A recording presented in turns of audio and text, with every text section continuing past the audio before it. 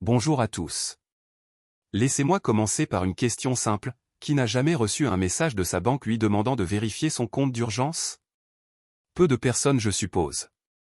Ces messages qui vous semblaient peut-être suspects, aujourd'hui, ils sont parfaits. Ils utilisent votre prénom, connaissent votre agence, imitent la voix de vos proches. Et derrière, il n'y a pas un hacker de génie qui a passé des semaines à vous étudier. Il y a une intelligence artificielle. Qui a fait ça en 30 secondes? L'IA générative a changé les règles du jeu. Elle a mis entre les mains de n'importe quel escroc n'importe où dans le monde, sans aucune compétence technique et des outils de manipulation d'une sophistication qui n'existait pas il y a 3 ans. C'est ce dont nous allons parler aujourd'hui. Pas pour vous faire peur mais pour vous armer. Quelques chiffres pour poser le décor. Et je vous préviens, ils font mal. Depuis l'arrivée de ChatGPT fin 2022, les emails de phishing ont augmenté de plus 1300%. Ce n'est pas une erreur de frappe. 1300%. En 2023, aux États-Unis, les arnaques assistées par IA ont coûté 3 milliards de dollars aux victimes. 3 milliards. En une seule année. 17 minutes. C'est le temps qu'il faut aujourd'hui pour créer un clone vocal parfait d'une personne à partir d'un simple extrait audio capturé sur les réseaux sociaux. 17 minutes pour que votre voix devienne une arme.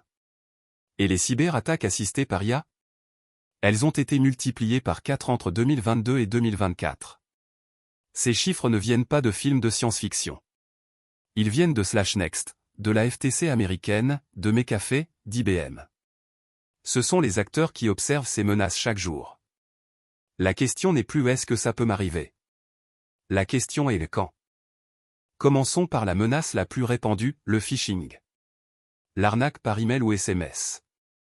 Pendant longtemps, on nous a dit, c'est facile à repérer. Les fautes d'orthographe, le français approximatif, l'expéditeur bizarre. Tout ça permettait de filtrer. C'est fini. Regardez la colonne de droite. Avec l'IA, un message de phishing est rédigé dans un français impeccable. Il adopte le ton exact de votre banque parce qu'il a été entraîné sur des milliers de vrais emails bancaires.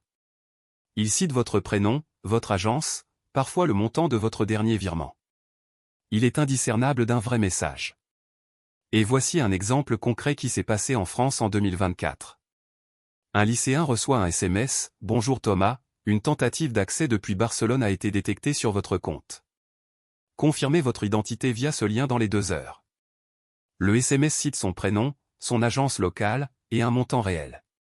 Il a cliqué. Il a perdu l'accès à son compte.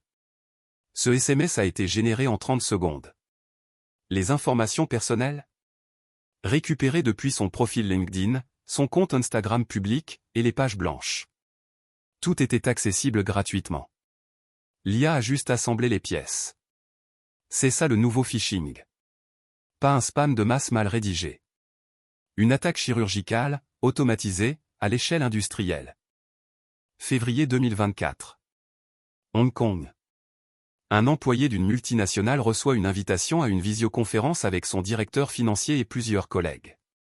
La réunion se déroule normalement. Le CFO demande un virement urgent de 25 millions de dollars pour une opération confidentielle.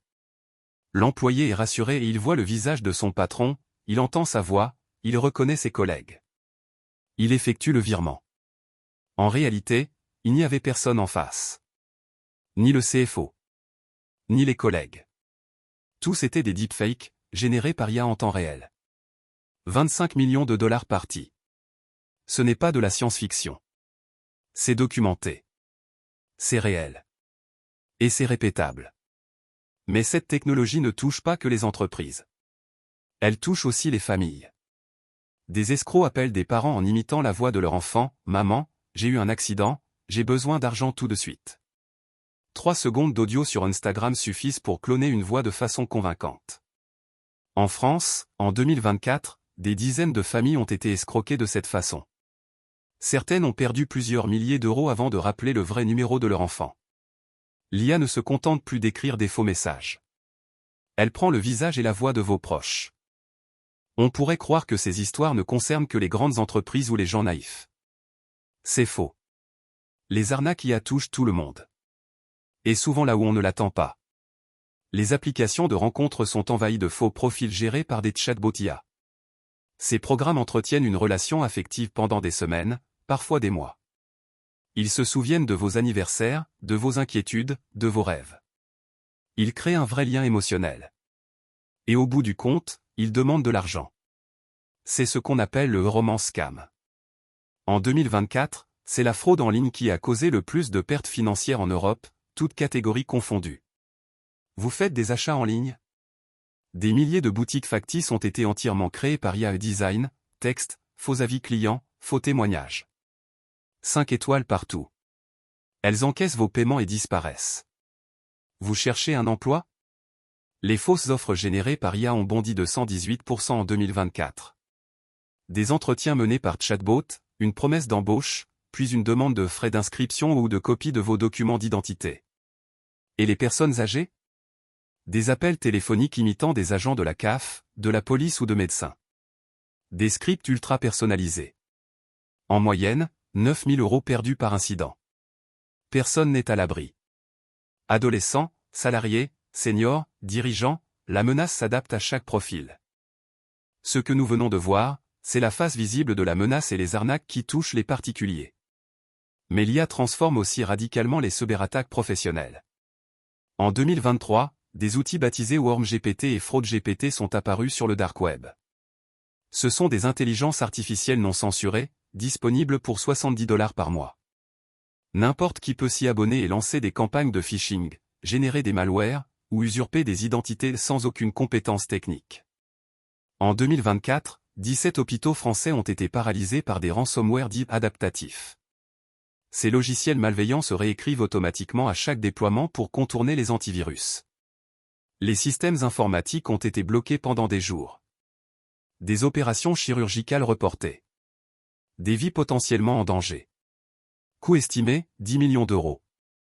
La même année, Microsoft et OpenAI ont publié un rapport troublant, des groupes de hackers affiliés à la Russie, la Chine, l'Iran et la Corée du Nord utilisaient GPT-4 pour perfectionner leurs attaques, traduire des documents techniques, rédiger des scripts d'infiltration, analyser des vulnérabilités.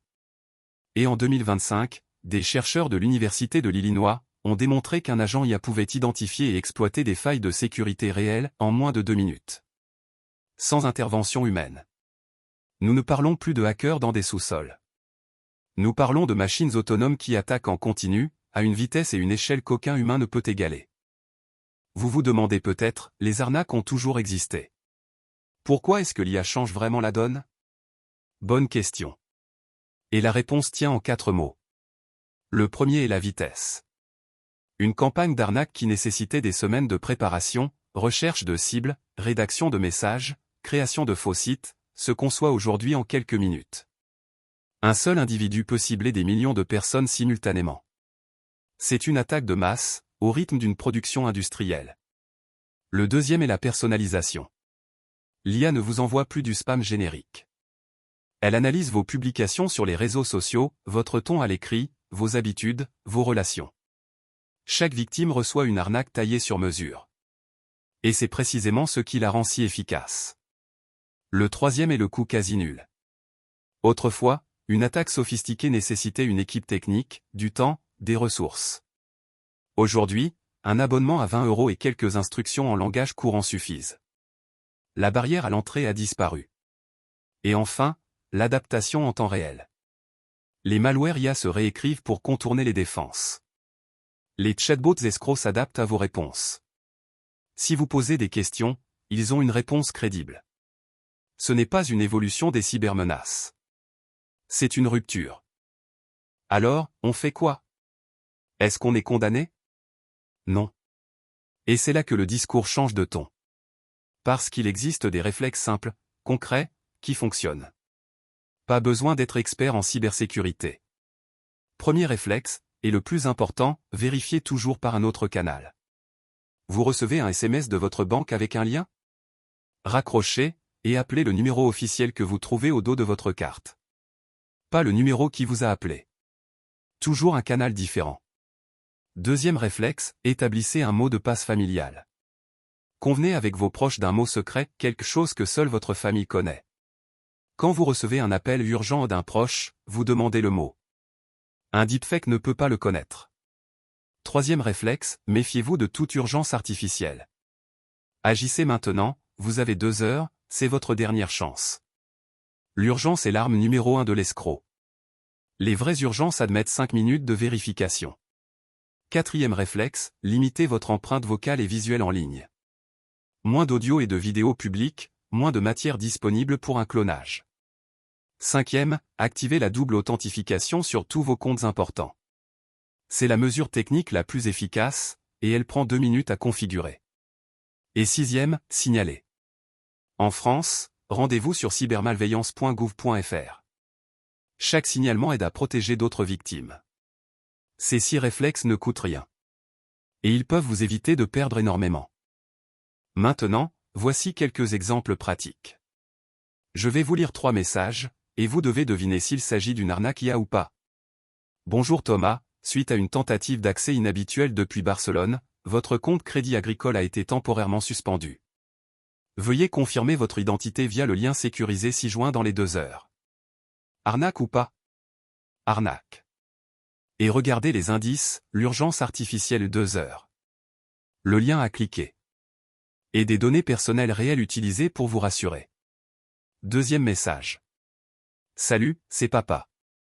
J'ai eu un petit accident de voiture, rien de grave mais j'ai besoin de 800 € pour le dépannage. Je te rembourse dès ce soir. Tu peux m'envoyer sur ce nouveau numéro. Celui-là est particulièrement dangereux. Parce qu'il est impossible de dire si c'est réel ou généré par IA. La voix, si c'est un appel, peut être parfaitement clonée. Le signal d'alarme ici, le nouveau numéro. Et la solution, raccrocher et rappeler directement le vrai numéro de papa. Troisième message. Votre colis numéro FR847291 est disponible en point relais. Récupérez-le avant le 6 mai. Aucun paiement requis. Consultez votre espace client sur notre site officiel. Vrai. Et regardez pourquoi, aucun lien cliquable. Aucun paiement demandé. On vous renvoie sur le site officiel. La règle universelle, dès qu'on vous demande de cliquer, de payer ou d'agir vite, vérifiez toujours par un autre canal. Voilà ce que nous avons vu ensemble aujourd'hui. L'IA a changé les règles du jeu. Elle a rendu les arnaques plus rapides, plus personnalisées, plus convaincantes, et accessibles à n'importe quel criminel, n'importe où dans le monde. La menace est massive. Automatisée.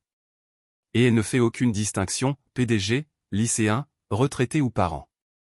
Personne n'est à l'abri. Mais voilà ce que j'ai envie que vous reteniez. La meilleure protection, ce n'est pas un logiciel. Ce n'est pas un abonnement à un service de cybersécurité. C'est vous. C'est votre vigilance. C'est le fait de faire une pause avant de cliquer.